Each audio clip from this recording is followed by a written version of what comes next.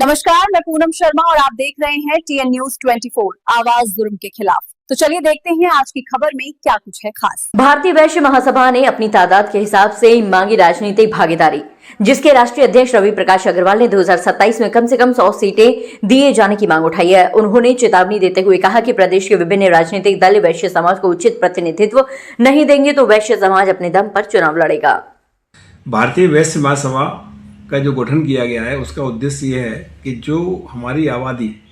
आज उत्तर प्रदेश या भारतवर्ष के अंदर 18 से 20% की आबादी है, और अगर हम केवल उत्तर प्रदेश की बात करें तो यहाँ पर हमारी आबादी 20% के लगभग आसपास है। लेकिन अगर देखा जाए तो हमारी जो भागीदारी है विधायकों की, जो विधानसभा है उसमें बहुत कम है, केवल 22 विधायक हैं, जबकि हमसे कम आबादी वाले लोगों की, जैसे कि मान लीजिए हम अगर पटेल समाज को लें, कुर्मी समाज को लें, जिनकी आबादी केवल 3 से 4% की आबादी पूरे प्रदेश के अंदर है, उनके 42 विधायक हैं, जबकि हमारे केवल 22 विधायक हैं। इस तरह और भी समाजों की तुलना करें तो बहुत कम है हमारे। अच्छा, इसके पीछे कारण क्या है कि इसी से क्या जो नियम और कायदे जो बनते हैं विधानसभा में, वो हमारे व्यापारियों के खिलाफ बनते हैं। इसलिए हमने ये फैसला किया है कि हमारा ये समाज, हमारी भारतीय वैश्य समाज का एक उद्देश्य है कि हम ज़्यादा से ज़्यादा लोगों को, सारी पार्टियों से पहले तो हम आह्वान कर रहे हैं कि वो हमारे आबादी के अनुरूप हमारे समाज को टिकट दें,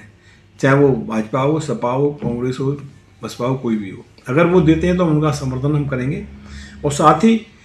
और अगर मान लो हमें कम लोगों को टिकटें मिलती हैं तो हमारे लोग मिलकर के और लोगों को भी हम जो है, चाहे वो निर्दलीय लड़ाने पड़े, चाहे हमें किसी और पार्टी से चुनाव लड़ाने पड़े, हम उन लोगों को चुनाव लड़ाएंगे। और हम लोगों ने लक्ष्य रखा है कि लगभग 100